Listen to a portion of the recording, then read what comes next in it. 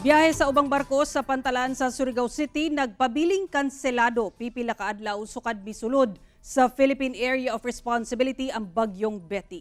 Atong saro ng dugang detalye sa report ni Kent Abrigana nga manukad sa Surigao City live.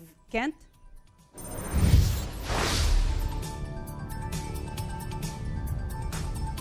Sara, tungod sa epekto sa hanging habagat, nagpabiling kanselado ang biyahe sa ubang barko sa mga pantalan sa Surigao City.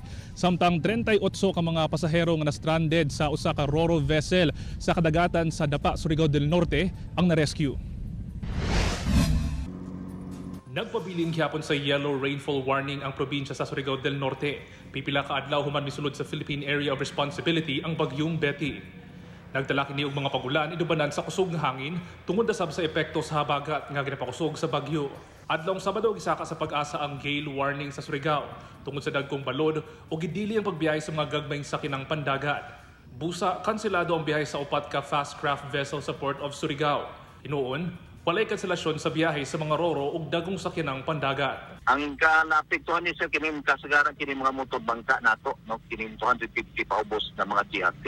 Gani kaganihang buntag, taas ang linya ni ining ticketing booth sa roro sa Port of Surigao. Sama ni Wawi nga alas 4 pa lang sa kadlawon, milinya na aron makakuha og ticket padulong Dinagat Islands.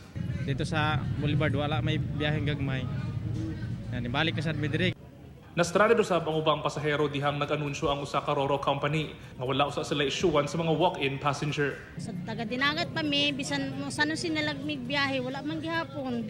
Apan loyo sa kadaot sa panahon, ubay-ubay gihapon ang midayon sa ilang biyahe padulong sa Siargao Islands. Sayang ang ticket, tapos nakabook na, bayad na po ang hotel dito. Didn't expect the typhoon, obviously. Never been to Siargao either, so I'm looking forward to it despite the bad weather.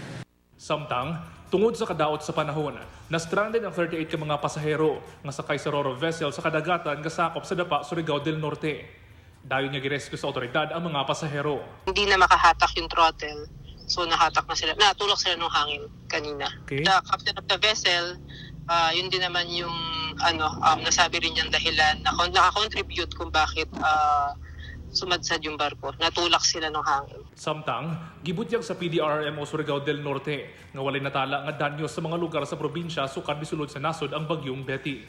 Apan naka-standby lang gihapon ang ilang rescue units sa posibleng epekto sa habagat. Sara, ning hapon lang mipagawas og anunsyo ang Philippine Coast Guard kung asa gipamubanan niini ang minimum gross tonnage o kung itong mga barko nga pwede mo biyahe gikan sa 250 gross tonnage ana lang ni karon sa 150 busa pwede na mo biyahe ang ubang fast craft boats gani dili gihapon ginatugutan nga mo biyahe ang tanang gagmay sa kinang pandagat. Sara. Okay, dagang salamat Kent Abrigana.